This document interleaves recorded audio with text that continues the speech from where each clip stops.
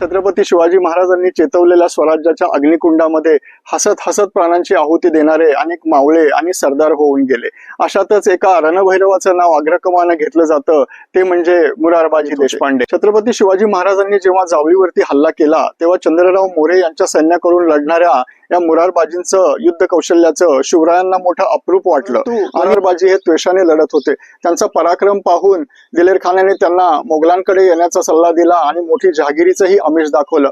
परंतु मुरारबाजी निक्षून म्हणाले, मी तो शिवाजी राजाचा सैनिक तुझा कौल घेतो की काय। मुरारबाजींनी जिथे देह ठेवला त्या पुरंदर गडावरतीही त्यांचं स्मारक आहे आणि त्याच्या बरोबर पाठीमागे समाधी मंदिर आहे। कधी साधारण 3 ते 4 टप्पे असतात प्रत्येक वीरगळीला। सर्वात खाली तो वीर मृत्युमुखी पडलेला आहे ते दर्शवतं। तर त्याच्यावरती त्याचा मृत्यू कसा झाला, तो पायदळात होता, घोडदळात होता, हत्तीवर होता, हे तिथे या चित्रावरून आपल्याला कोरीव कामावरून समजतं। तर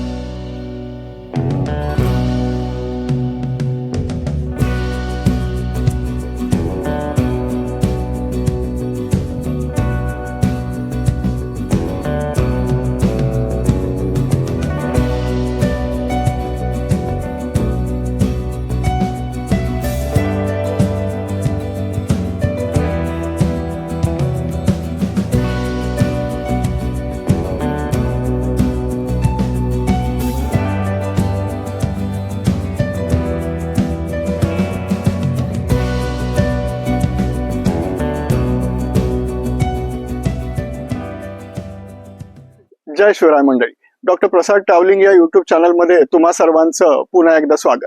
मंडळी, छत्रपती शिवाजी महाराजांनी चेतवलेल्या स्वराज्याच्या अग्निकुंडामध्ये हसत हसत प्राणांची आहुती देणारे अनेक मावळे आणि सरदार होऊन गेले।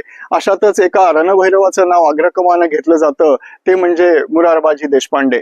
महाड जवळील किंजळोली येथील मूळचे असलेले मुरारबाजी देशपांडे यांची इथे समाधी आहे। तिला भेट देण्यासाठी आज आपण इथे आलो आहोत। मुरारबाजींच्या पराक्रमाचा आढावा आपण या व्हिडिओमध्ये घेणार आहोत। हा व्हिडिओ जर तुम्हाला आवडला तर नक्की लाईक करा, चॅनलला सबस्क्राईब करा आणि आपल्या मित्रांनाही शेअर करा। चला तर घेऊया दर्शन मुरारबाजींचं।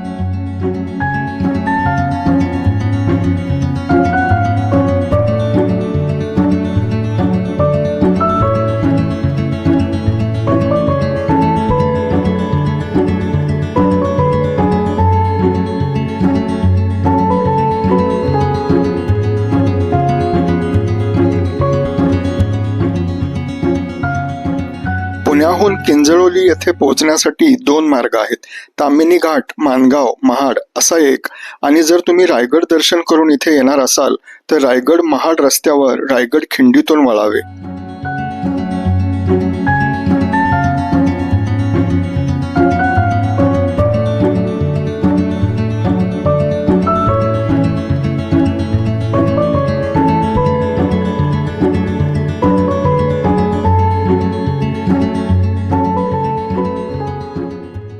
तर रणझुंजार मुरारबाजी देशपांडे यांचा जन्म सन 1616 साली महाड तालुक्यातील या किंजळोली गावामध्ये झाला। जावळीचे वतनदार, जे आदिलशहाचे वतनदार होते, चंद्रराव मोरे, त्यांच्या पदरी येथे त्यावेळी सेवा देत होते। छत्रपती शिवाजी महाराजांनी जेव्हा जावळीवरती हल्ला केला तेव्हा चंद्रराव मोरे यांच्या सैन्याकडून लढणाऱ्या या मुरारबाजींचं युद्ध कौशल्याचं शिवरायांना मोठं अप्रूप वाटलं आणि आपल्याला स्वराज्य कामात या मावळ्याचा खूप उपयोग होईल असं सांगून त्यांनी त्यांची विनवणी करून त्यांना स्वराज्यात यायला भाग पाडलं आणि मुरारबाजी स्वराज्यात आले।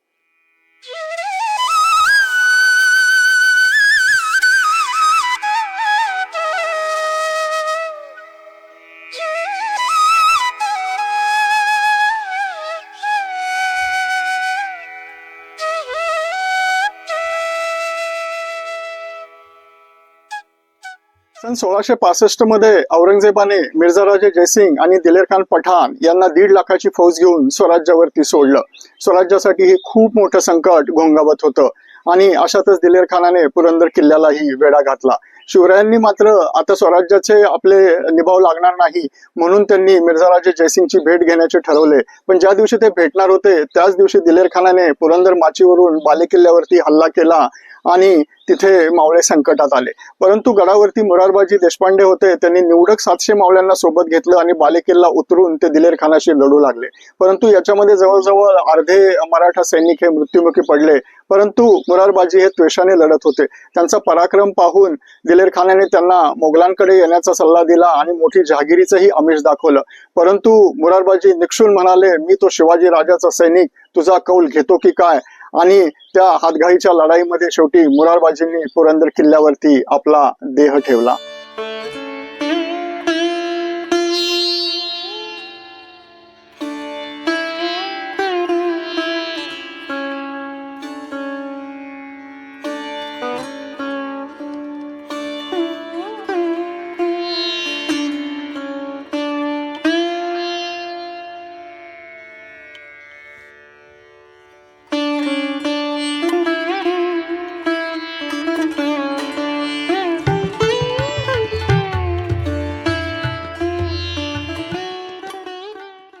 या स्मारकाच्या शेजारीच गावकऱ्यांनी परिसरातील सगळ्या विरगळी एकत्र करून त्याचा इथे समूह बनवलेला आहे. विरगळ म्हणजे वीराचं स्मारक. पूर्वीच्या काळी वीर धारातीर्थी पडल्यानंतर त्याची आठवण राहावी म्हणून ही विरगळ उभी केली जायची. त्याला साधारण 3 ते 4 टप्पे असतात प्रत्येक विरगळीला. सर्वात खाली तो वीर मृत्युमुखी पडलेला आहे ते दर्शवतं. तर त्याच्यावरती त्याचा मृत्यू कसा झाला, तो पायदळात होता, घोडदळात होता, हत्तीवर होता, हे तिथे या चित्रावरून आपल्याला कोरीव कामावरून समजतं. तर त्याच्यावरती वीराचा मृत्यू झाल्यावर स्वर्गातील अप्सरा त्याला न्यायला येतात असं या ठिकाणी दाखवलेलं आहे. तर शेवटी वरती पिंड, शिवपिंड आपल्याला दिसते, तर याचा अर्थ तो वीर शेवटी वैकुंठवासी झाला आहे असं आपल्याला इथे दिसतं. याच्या शेजारीच आणखी एक विरगळ आहे. याच्यामध्ये एका हात आहे, त्याला हातामध्ये बांगड्या दिसतात, म्हणजे हा एका स्त्रीचा हात आहे. तर याला सतीशिळा म्हणतात. त्या वीराची पत्नी, त्या वीराचं निधन झाल्यानंतर जी सती जायची ते आपल्याला इथे दाखवलेलं आहे. मृत्युमुखी पडलेला वीर खाली आहे आणि ती सती जाताना इथे दाखवलेली आहे आणि तिचा हात इथे आपल्याला दिसतो. खरं तर ज्या परिसरामध्ये एवढ्या साऱ्या विरगळी दिसतात याचा अर्थ इथे मोठा रणसंग्राम झालेला असतो हे आपल्याला लक्षात येतं.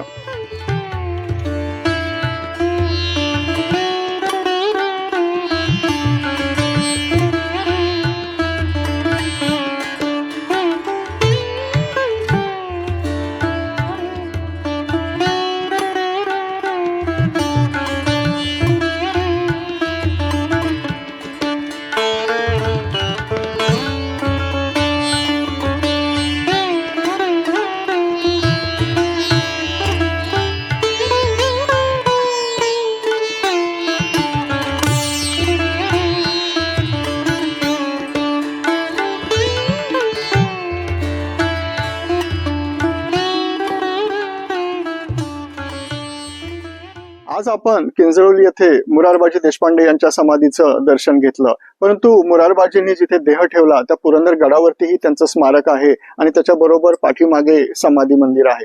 कधीही पुरंदर गडाला भेट दिली तर मुरारबाजी देशपांडे यांच्या स्मारकाला भेट द्यायला विसरू नका.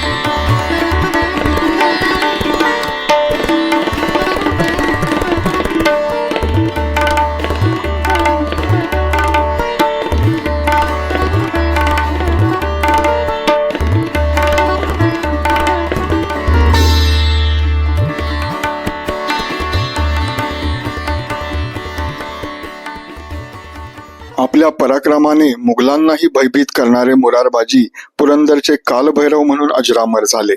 समाधी स्थळाचा हा व्हिडिओ कसा वाटला ते कमेंट सेक्शन मध्ये अवश्य सांगा. भेटत राहू इतिहासाच्या वाटेवर. जय शिवराय.